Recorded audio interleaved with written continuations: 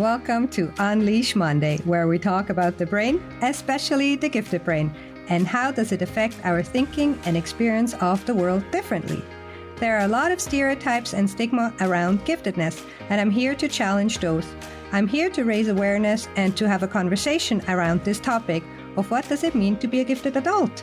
Common experience among gifted folks is that they feel out of place. They don't quite fit in. They are too sensitive, too intense, too emotional, too overexcitable, and too deep thinkers about the world and about themselves. So if you have been called too much about anything, then this show is for you. My name is Nadia. I'm too loud, too colorful, too bubbly, too bossy, and I love to talk too much. So welcome to my world, and I'm so happy you are here. Hi, and happy Monday. So happy you're here. These have been amazing 2 weeks. First, we had a whole week of awareness for giftedness, talented, and neurodiversity with Mark Smolowitz from the G Word. And it was jam-packed with panel discussions and events. And Sophia Elliott from Our Gifted Kids made a podcast episode every single day of the week, which was amazing. So if you missed that, don't worry. I believe the recordings are going to be out there and you will be able to see those recordings. And then last Monday, we had the first ever 2E conference for gifted and twice exceptional adults hosted by Julie Skolnick and Let's Talk 2E.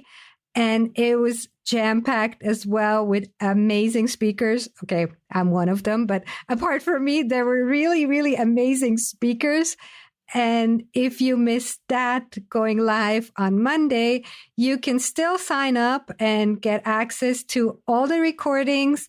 And if you use my affiliate link down below in the show notes, I also get a little bit of a contribution. So thank you very much for supporting, and the rest obviously supports Julie and her amazing work with Understanding Comes Calm and Let's Talk 2E conferences. She does such an incredible job. And if you don't know about Julie Skolnick yet, she has been on the show twice, and she also talked about the conference in one of the last episodes. So go have a look. I also put the link in the show notes. So today we're actually going to talk about something similar and related to this, because I shared my story of how I discovered my giftedness and also looked into twice-exceptionality on this conference with Julie Skolnick. And it goes well with what we're going to talk about today, because I invited Jennifer Harvey Sa back. She is one of the first guests ever on this show. And without Jennifer, there wouldn't be Unleash Monday, because she agreed to come on the show back in the day when I didn't even have a show out there yet. So after 1 year, 1.5 years of my own journey, I also during that time reached out to her and did a few of her courses. I'm also part of her community, and I also got an assessment with Intergifted for my own giftedness profile. So the reason I asked her today to come back is I get a lot of questions of listeners and friends and people I speak with about, now that I learned about this topic and I can relate, where can I get my IQ tested? And it seems that this seems to be the most logical next step for a lot of people, that they need proof, that they need an IQ score in order to call themselves gifted. And my own experience was a little bit, how should I say this, traumatic. Maybe I'm over exaggerating, but it wasn't a very pleasant experience. And I did get an assessment for ADHD, and the person administering that test had no idea about giftedness, what it actually means. They did ask me if I want to take an IQ test. And at the time I was like, well, I'm pretty sure it doesn't play into my strengths. I have some eyesight problems at the time, and it's not going to go well, but they offer this to take it now. Otherwise, I will be on a waiting list and I will have to pay out of pocket. And it's for research for my own podcast. So, okay, I'll do it. And long story short, if you want to hear the longer story, please watch Julie Skolnick's conference replay. I kind of failed that IQ test and I had a little bit of a crisis. Who am I to do this podcast with such an average IQ score? However, I reached out to Jen and I said, look, this happened to me. And she said, this is not the first story she hears. And she would like to explain what an IQ test can measure and also in what context it makes sense to do an IQ test and in what circumstance it might make more sense to do a assessment not based on an IQ test, but rather finding out your individual really giftedness profile and more in terms of self-development. So this is what we're going to talk about. And I don't want to tell you more just now. I'm just going to hand over the word to Jennifer and let her do the talking. So without further ado, here's Jennifer. Welcome, Jen. I'm so excited to have you back on my podcast. Thanks, Nadja. Glad to be back. So it's been a year, I think, roughly since the first time I reached out to you.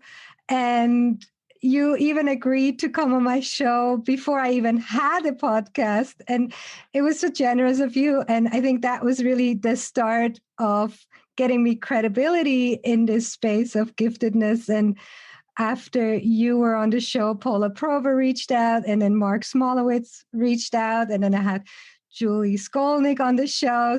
And along the way, I was also doing my own journey on this giftedness and then twice-exceptionality and talking to people. It was an incredible year. And also, I'm taking some of your courses and really digging into the giftedness.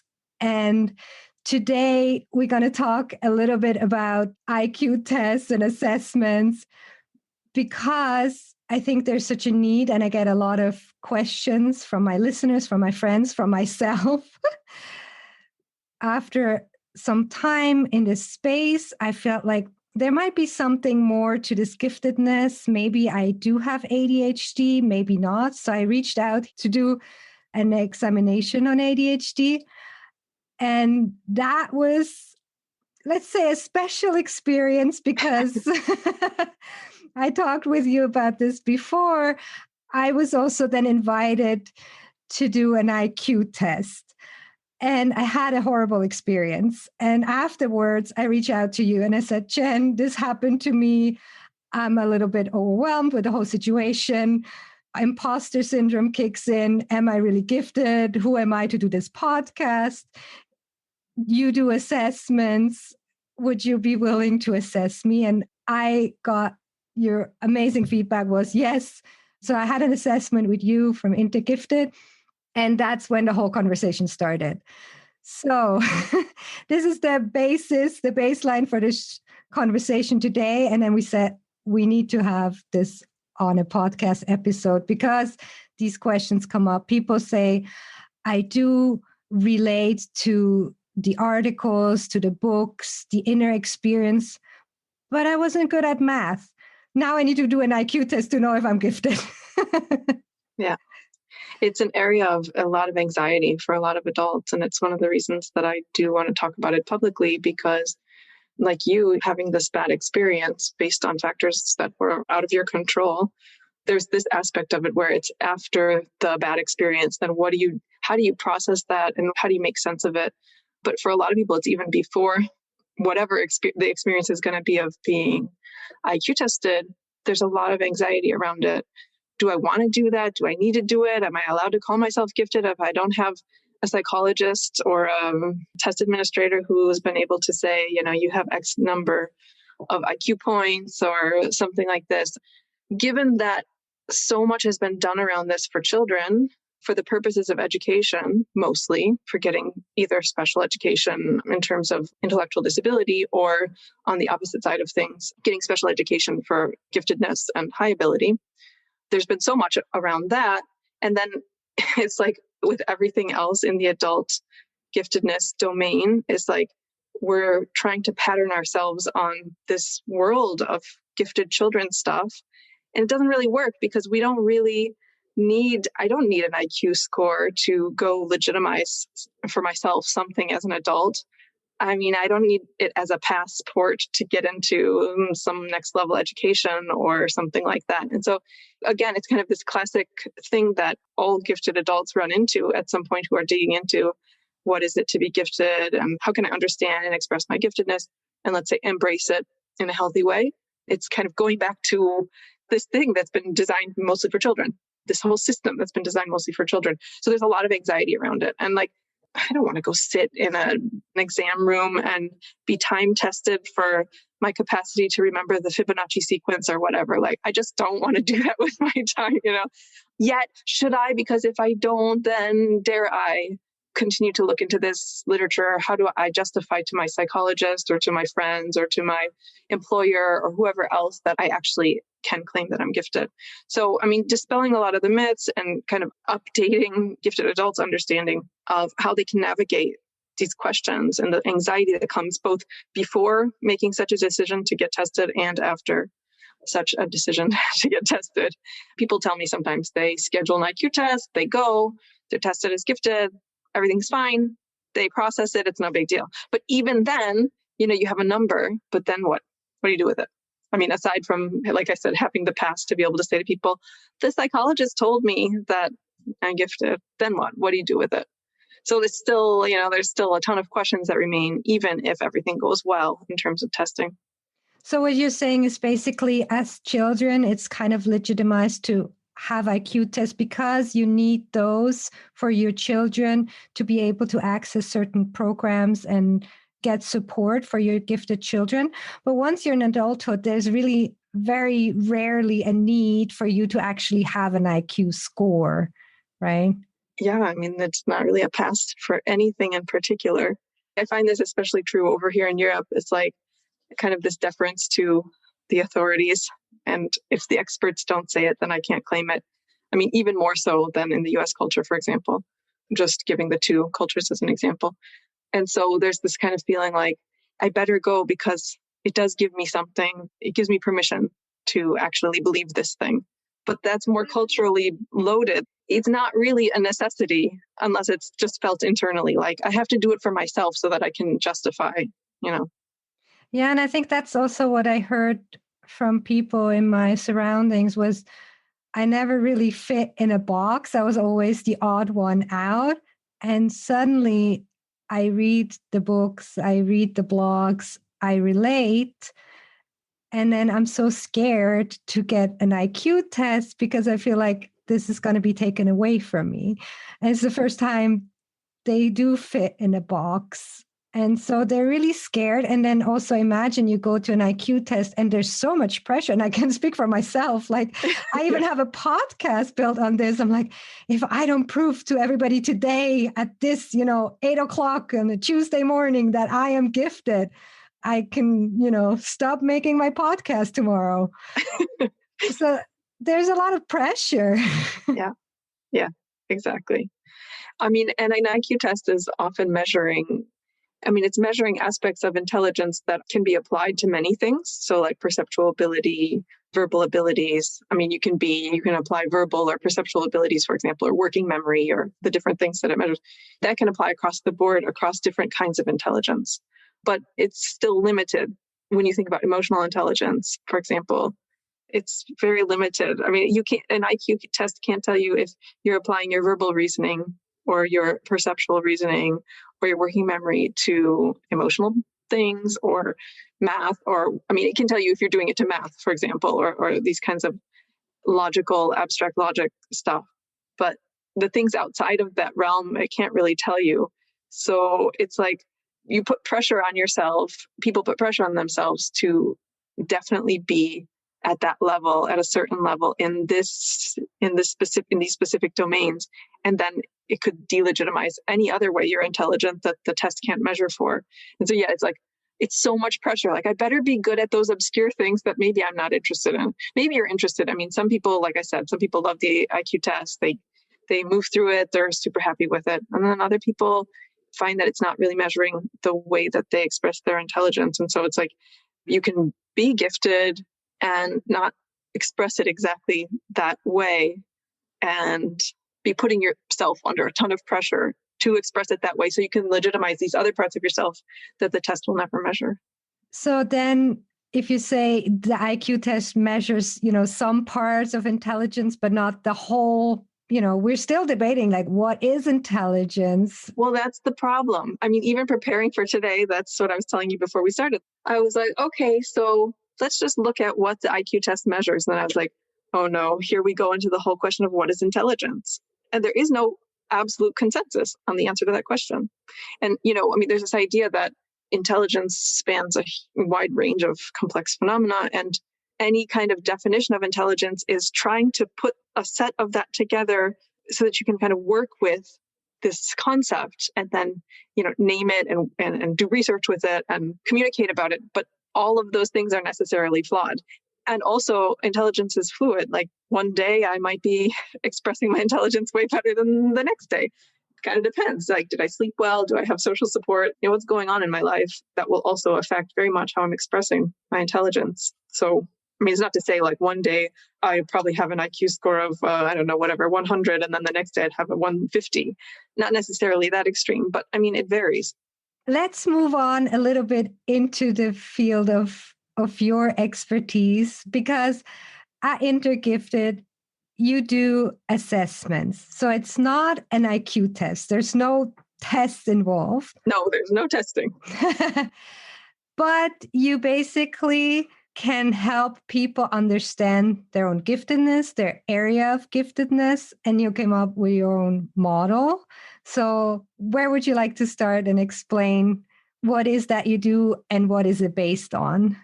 It grew out of a lot of these questions that we're talking about, defining intelligence to begin with. And like I said, a lot of it, when I came into the field 12 years ago or however long ago it was, there was so little toward adult giftedness and so little toward self-development as a gifted person.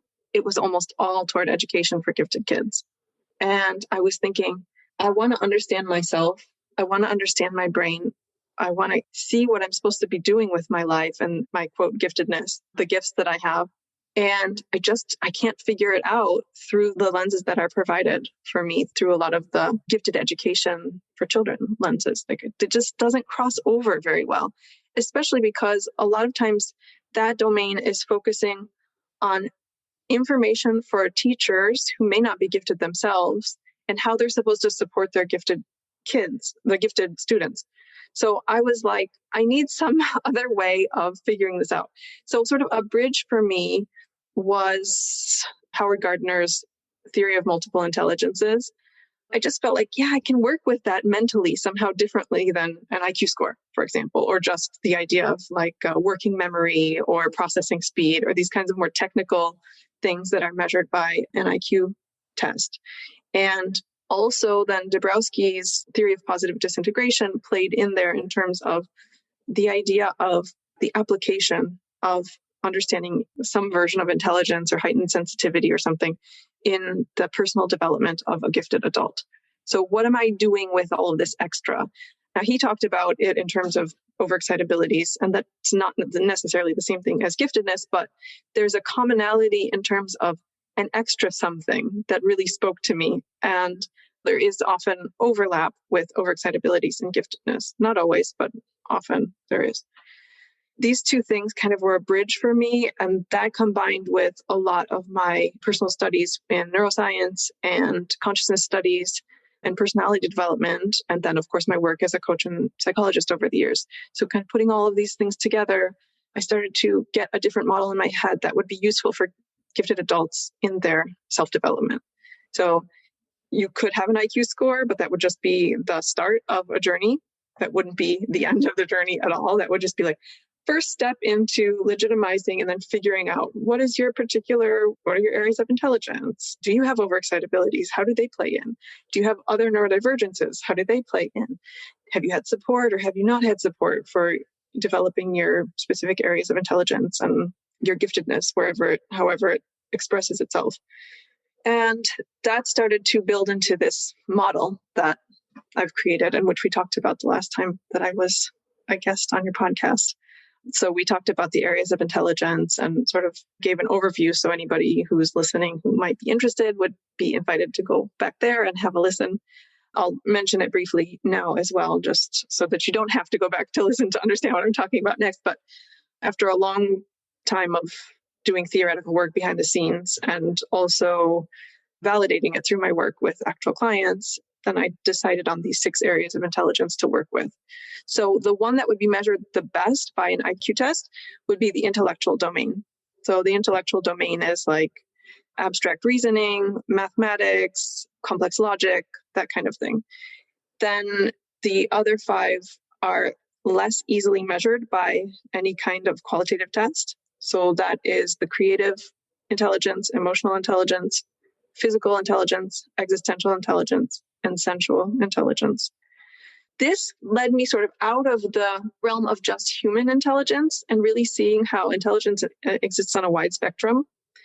So plants have intelligence, animals have intelligence. We could say somehow there's some sort of energetic intelligence at work that helps our cells to know what to do, which cells should become which kind of cells internally. And there's kind of this wide field of different intelligences, an ecology of intelligence, we could say, which was also helpful for me in situating giftedness. Because a lot of times giftedness comes with this idea like we're on top of the world, we're the pinnacle of creation kind of thing, which is not good. It's not a good basis for self-development, because when you think about being on top of the world, you're not honest with yourself. We exist in an ecosystem. Sure, we can have certain, quote, superior abilities, technically superior abilities in certain areas, but that's adaptive only to certain environments. I mean, I always joke that my cat is really good at things that I could never be good at, and it makes him really good at navigating his environment, and I would be terrible at those things. If you put me in the woods today, I would really struggle to survive on my own. Put my cat in the woods, he's going to be fine for the rest of his life. So realizing that is very humbling, I think, and it really does something to connect us to a really grounded self-inquiry. Because one of the problems that's come along with the whole IQ world, the IQ score world, is it puts a number to something. And if you have a 145 IQ, you can go, ha, ha, ha, I have 145, and all those average people just have a 100. It's just not that simple. It's not that simple, because sometimes having an IQ of 100 is just brilliant. It helps you to get along in society. It can make you more satisfied with your life because you don't see all the abstract possibilities of all the other things that could be. You don't maybe demand such insane perfection from yourself because you are not thinking about all the next levels of what could be or what should be or whatever. You're not maybe so overwhelmed with all your creative ideas that you don't know how to even manage your own mind. So the idea that there's one ideal profile and that's what the score, whatever, I'll say a dramatic score, 180, all the way at the top, that kind of thing. It's really not good for self-development. It's really not good for understanding our own actual strengths, weaknesses, and just the complexity that we're working with on a daily basis. So it's been important for me to kind of situate that in a realistic, grounded way that allows people to look at themselves honestly and say, okay, not where do I fit on a scale of top to bottom, but just who am I? How does my intelligence express itself in its different varieties, not just IQ score version? And how do I make a good life for myself, given who I am? And how does that inform how I interact with my environment, including respecting all of the other intelligences around me and the way they express themselves?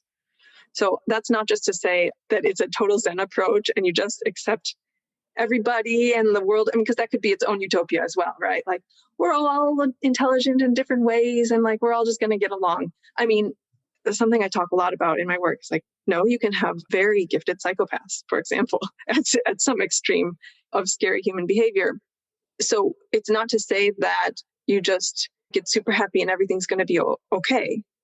There is very bad behavior. You still have to have boundaries, but understanding your own profile helps you to understand where do you put those boundaries. And I'm saying gifted psychopath, but there's lots of psychopaths as well that may not be, So it sort of exists on all the levels that you have to be open and boundaried at the same time. And really understanding your own intelligence helps you to do that.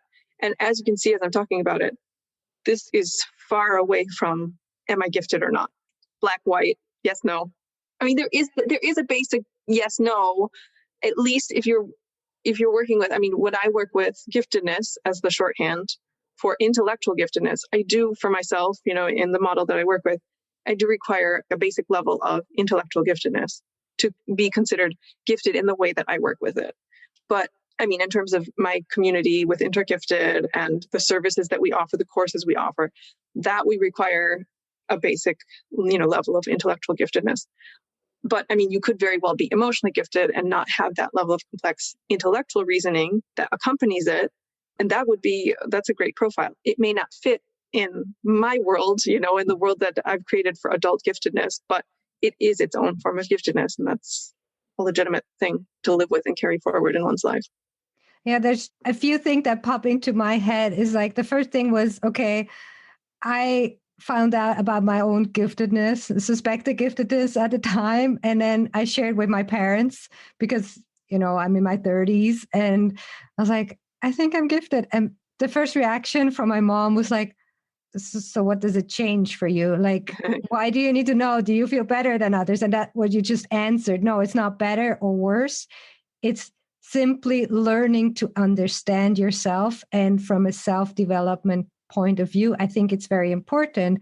And when we talked before about children, IQ tests, and education, what I learned over talking to people is also that even though they were identified as kids, nobody told them what it means to be gifted. So I had somebody reach out to me talking about his multipotentiality and how he found answers through that. And then I said, if you really want to go deep, I think you might want to look into giftedness. And he said, well, I was identified as a kid, but it didn't solve my problems. I was still, I still didn't fit in. But I was like, okay, so you're gifted, but nobody helped you understand what this means. So having a first step with an assessment such as Intergifted really puts it into perspective. Okay, so where are the areas? What is your profile? And as you said, gifted is not equal gifted. Everybody has a very unique kind of signature profile, which is very interesting when I work with you to see that. And it helped me understand myself even more. And also, as you said, like really use it as a tool going forward in self-development. Yeah, absolutely. It's funny to hear. Funny, sad to hear, because that's kind of the classic belief, right? If I'm gifted, I shouldn't have any of these problems.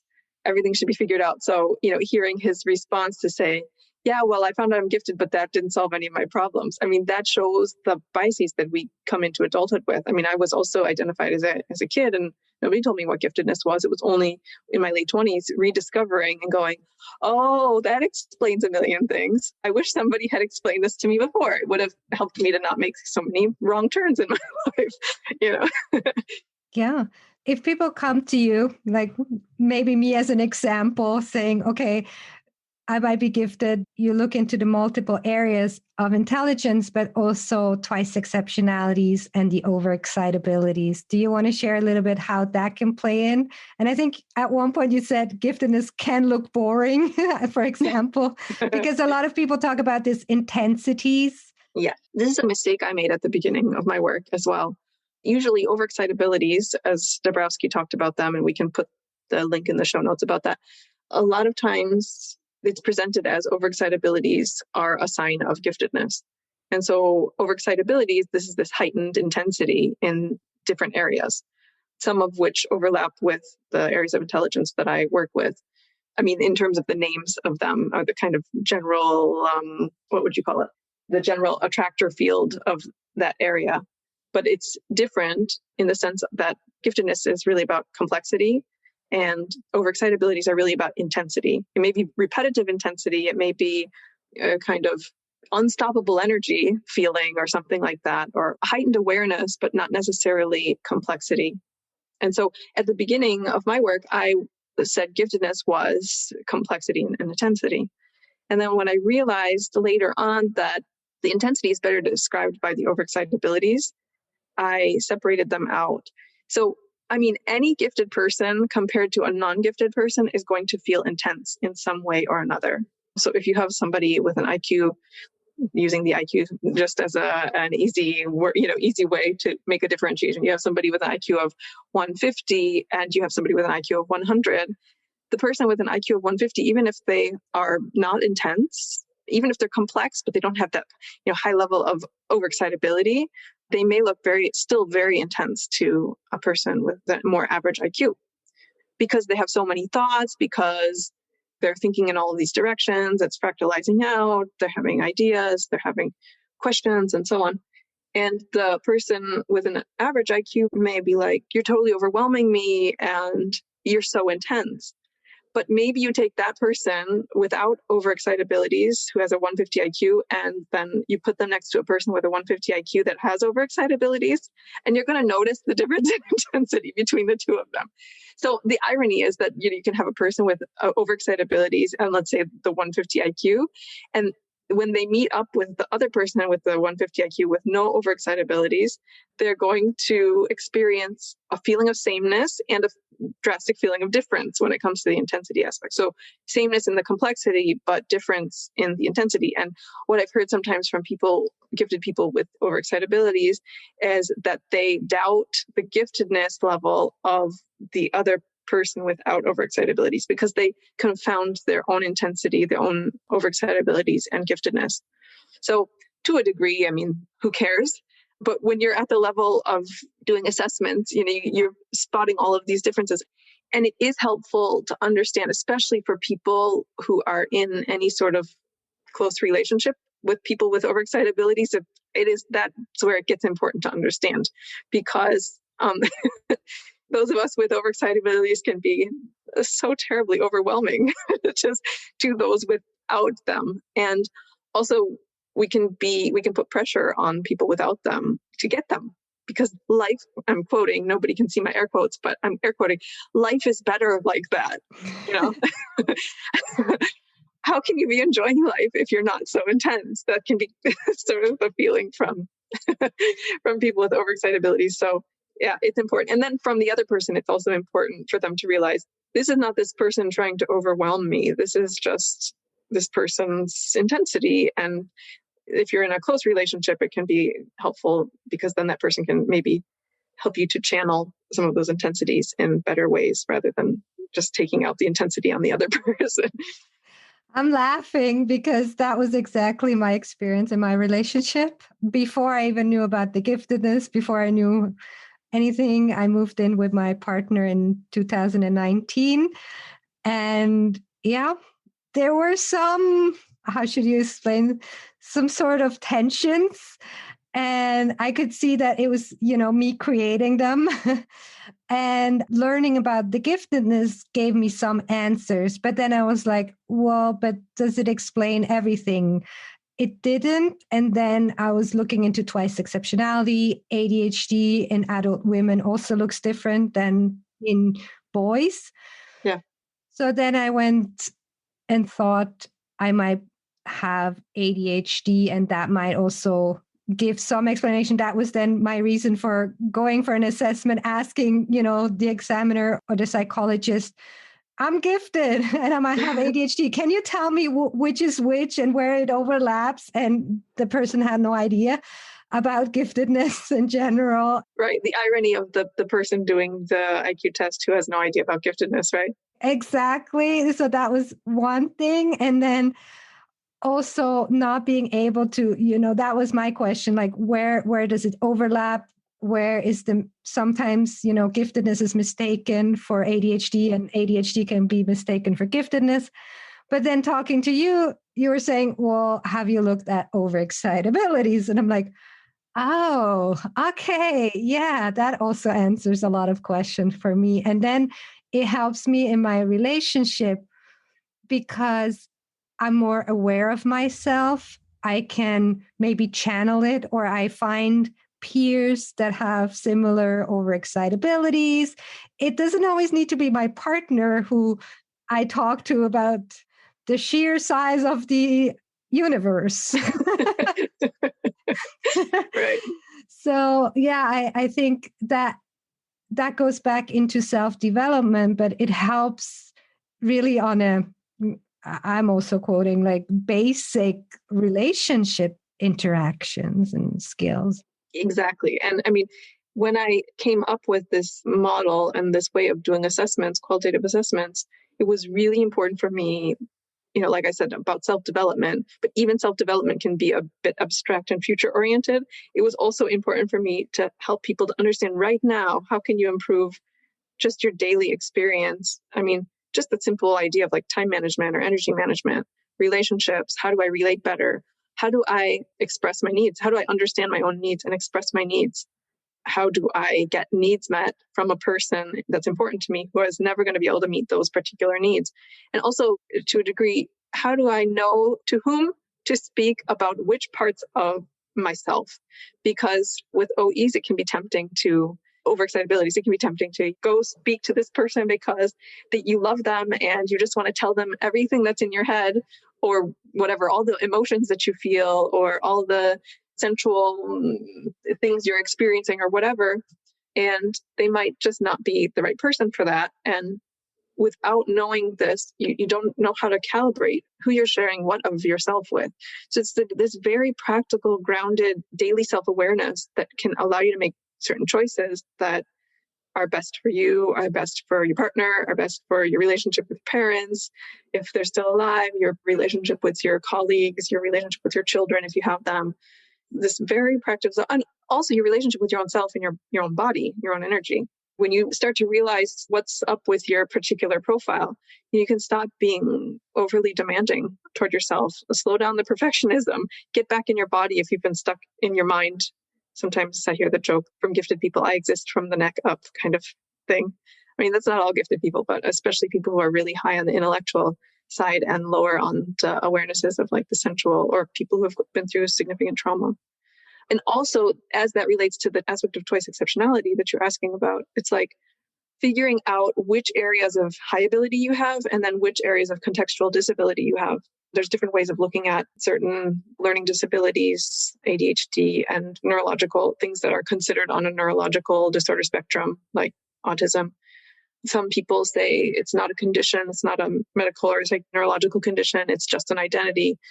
You can kind of say what you want about it, but there are typically some contextually disabling factors that make it more difficult to fit into the normal society. So if you already have a high ability, that can actually be sometimes a sort of disabling factor when you're trying to fit into the normal world.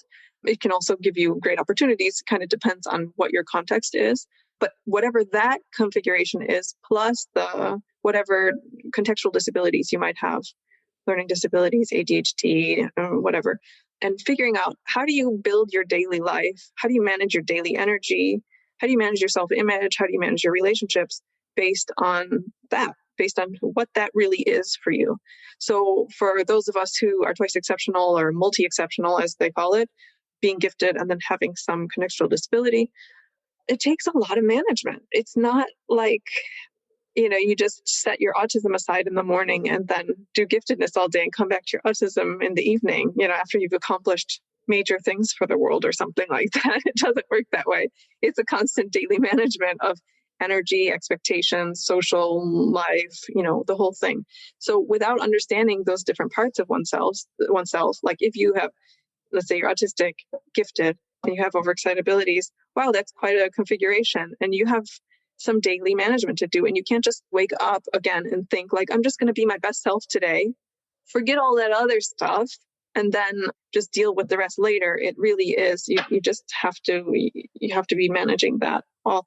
And then in our assessments, we look at like extended questions in terms of, do you have a history of trauma, specifically trauma related to development? So complex post-traumatic stress disorder, CPTSD, something that's developmentally caused you to not have access to important parts of yourself, to have shut down access to important parts of what it means to be human and what it means to be yourself. And if you have things that you've shut down, a lot of women have experienced this, some men as well, and other genders, but a lot of women have experienced, for example, having to play down their intelligence, their intellectual intelligence, and play up their emotional intelligence in order to be the caretakers, in order to be the good smiling girls, in order to not threaten men so that violence isn't happening against us, this kind of stuff.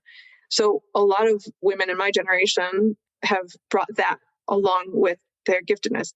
That's a form of trauma. Sometimes people say, yes, but gifted trauma, that's just being highly dramatic or something. But it's not. If you're routinely shutting down parts of yourself and inflating parts of yourself, this is what they call a narcissistic wound. And it's a legitimate developmental problem. And so when a person comes in for an assessment and we're able to see, you know what, it looks like you've been shutting down your intellectual intelligence, for example, so that you don't threaten the people around you, so that people will treat you fine or whatever, there might be some healing that has to be done in order for you to really be able to access all the parts of yourself and manage your daily energy, manage your relationships well. You might be a person with the profile that I'm talking about might be totally overworking themselves to take care of everybody around them, using their giftedness to emotionally care for everyone around them, doing the emotional labor of 5 people because they can, because they have their giftedness at work, but their giftedness is not equally working well for them because it's being sort of exploited by whatever configuration happens to come from their developmental trauma and maybe whatever other factors are going on. And then this is sort of true, like I said, on an individual level like that, but there's also the cultural aspects, like living over here. I've been able to see in the French culture, French-speaking culture, there's very much like, they're there, you just want to be special. Don't try to think of yourself as any different. Stop trying to be special. And that can really keep a person down. So that's not to say that everybody should be able to think that they're better than everybody else, but it is to say that people should have access to just what they are. Again, not as a comparing factor exactly, just having access. We learn what culture we belong to. We learn what language we need to speak. We learn gender stuff. Like, we learn all this stuff about ourselves, except this, And I mean, I could even argue, but this is a separate point, but I could even argue that these kinds of assessments would be great for anybody who's actually interested in understanding themselves, gifted or not, because everybody has some level of intelligence. And if you're some sort of alive thing, if you're an alive being, you have some version of some of these intelligences, and understanding that could be really helpful, figuring out, like, what do I care most about? What am I most invested in mentally? And what are the challenges that come along with that, so that I can balance out who I am and kind of have an appropriate container for guiding my life and doing, let's say, I'll use the word self-leadership in leading myself through my life. Wow. And I think we could speak forever and for hours, and you have so much to offer. And I know you have so much knowledge and so much resources, and you have a lot on the website. So obviously I'm going to put the links in the show notes. And just one thing I think we haven't mentioned is we spoke about IQ differences, right? You said comparing it to the IQ of 100 or 130, 145, 160. But what you also do in your work is there are different forms of kind of thinking patterns. And if you are gifted, let's say moderately gifted, and you're a skip thinker, you still might be very different in how you perceive the world as somebody that's, highly or profoundly gifted, that has a different thinking patterns. So just because people are gifted, they might still have a very different experience of the world. Yeah, absolutely. I mean, if you're like kind of on the border of mildly gifted to not gifted, and then compared to somebody that's, let's say, profoundly gifted, means it's a very drastic difference. It's still all sort of above the average amount of complexity, of intellectual complexity, but it's very different. So I describe it as a fractal, so you can sort of see that skip thinking starts to go outside of the norm a bit, outside of a linear scope of reasoning or linear path of reasoning. Skipped thinking is literally like if you take the same points that a non-gifted person is doing, so it's step-by-step thinking, and then you leap over several steps. That's the idea of skip thinking. So you're moving faster through the material. When you get into highly gifted and above, so highly, exceptionally, and profoundly, you start to find this fractaling out pattern. So it's not just skipping steps, it's adding steps and in 3 dimensions, and they're all over the place, and some are back and forward in time, and it's not a linear path at that point, and it's very complex. And the higher you go up, the more complex it is, the faster the reasoning moves, the more interconnected all of these points are. So it can be this very complex matrix that you wouldn't find in somebody that's mildly gifted, for example. That's an important part of my work, the way that I've sort of set these things out. And you can have you could be intellectually highly gifted, for example, so have this kind of meta matrix that I'm talking about, and then you could be emotionally not gifted. So when it comes to describing emotional things in a complex way, it doesn't really happen, or feeling things emotionally in a complex way. It's not really there. It's more the step-by-step reasoning. Or you could be both intellectually and emotionally highly gifted. And then you can see that enriches this kind of mental matrix very much. So there's these different ways of being. Most people don't, it's rare that I find somebody that's like intellectually profoundly gifted with no signs of any other kinds of giftedness in there. Usually there's some kind of overlapping areas, but what I find, and we found with your profile, but I often find this, is like you have a few areas that are kind of the key dominant areas, and then the other ones play supportive roles. They kind of play contextually supportive roles. So you could be like intellectually, creatively, and emotionally highly gifted. And then physically, centrally, and existentially, it's less dominant, but it's there kind of behind the scenes, playing a supportive role. And it can be any combination of these kinds of things. Yeah. And then the overexcitabilities and twice-exceptionalities on top. So yeah. And any trauma that needs to be. Yeah. Exactly. But I just want to say thank you, Jen, for, first of all, sharing with us and also helping me find a little bit more answers about myself and moving forward, and not giving up on the podcast because I had a bad experience with one examiner. I'm very glad you didn't give up on the podcast. Thank you. And so where can people find you? There's such a big need currently for people wanting to have psychologists, psychiatrists, coaches working with them in the gifted field. And maybe you can share a little bit what you do. Yeah, sure. I've trained several other assessors that work with me in Intergifted. So right now we currently have 4 assessors. And between us, we offer assessments in English, French, and German. Technically, I can offer them in Italian as well, but nobody ever contacts me for an assessment in Italian. So, but in case there's a listener who says, I would love to do an Italian, I can do it. And we look at these things that we've talked about today.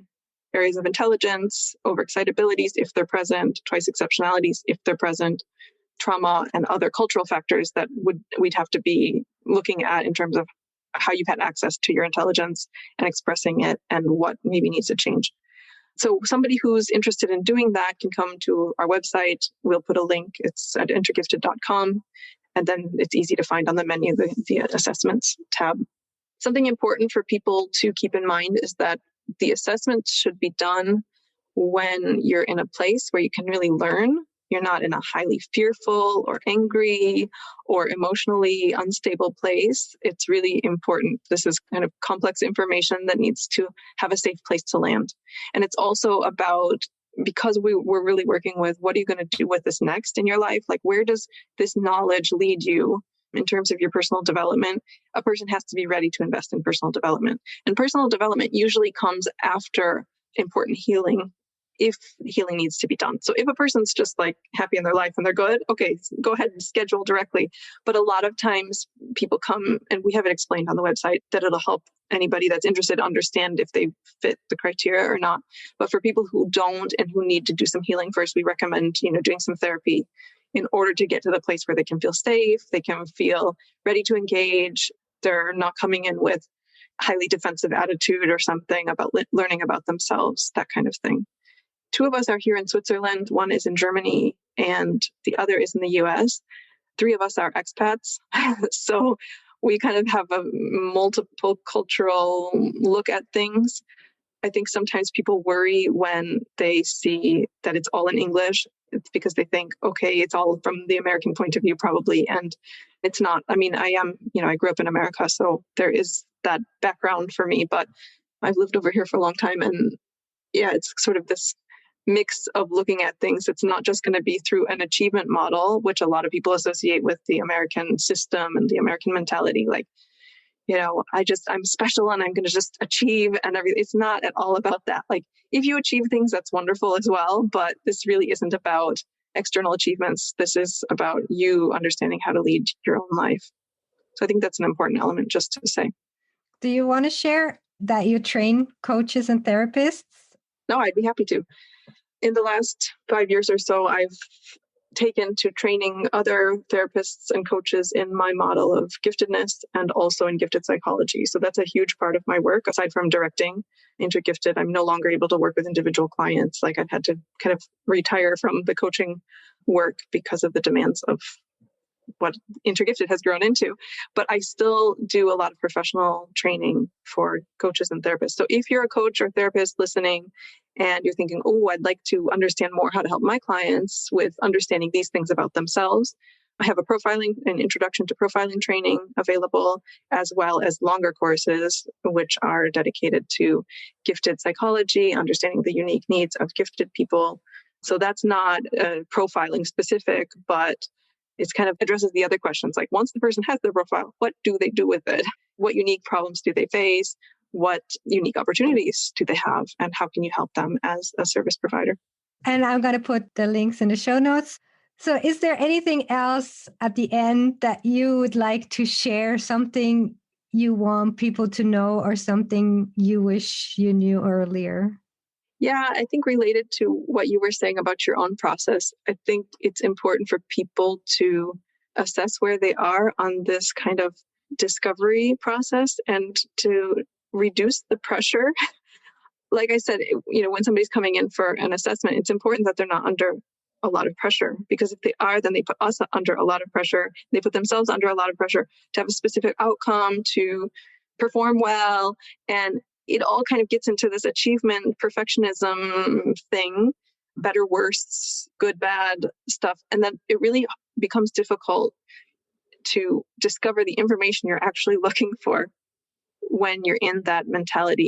It puts us in a heightened state of nervous system activation anytime we're under that kind of pressure.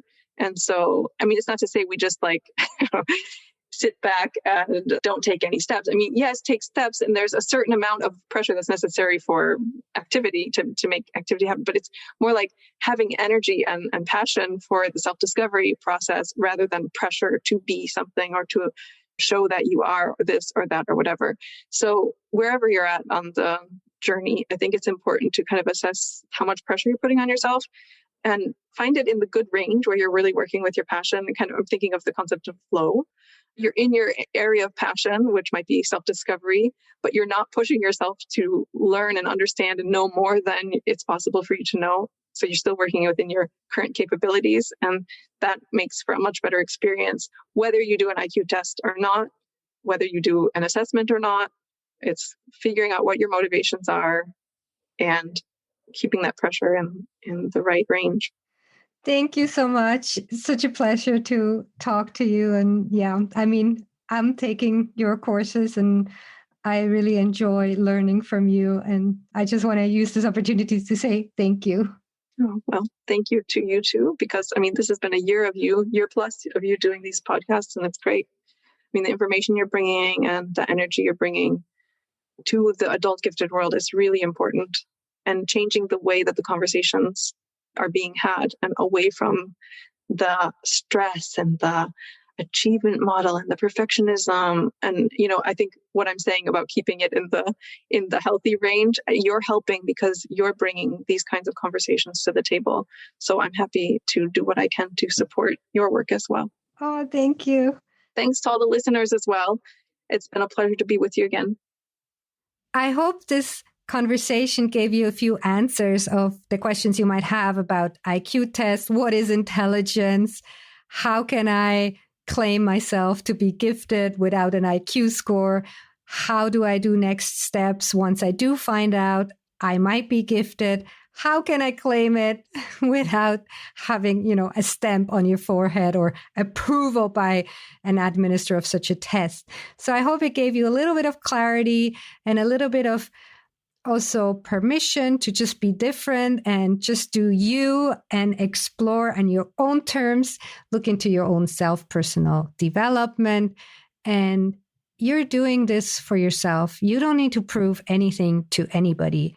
And I'm pretty sure people who claim they're gifted, but they're actually not, they think being gifted gives you some sort of advantage. But if you're truly gifted, you probably doubt it yourself. And also you might be here because you experienced some roadblocks along the way and not quite fit in and had some difficulties in certain situations. And it's not a badge of honor, right? It's just a neurodiversity, neurodivergence. It's just your brain works a little bit differently. You don't need somebody else giving you permission to look into this topic and taking for yourself what makes sense and what helps and supports you in your journey. So I just wanted to make sure you understand this. And I just want to mention that I am currently setting up in the background together with a few founding members the Unleash Monday community for gifted and twice exceptional women. So currently you can sign up for the waitlist on the website, and I will reach out to you if we are opening the doors. So just so you know, that's happening in the background. And if you haven't seen the 2E conference for adults, I put the link in the show notes, and also all the resources that Jen has mentioned in the interview, I also put them in the show notes. So if you want to support this show in another way, then the best way to do so is if you subscribe on Apple Podcast or wherever you listen to your podcasts. You can rate the show. You can give a few stars, hopefully 5, and you can leave a written review.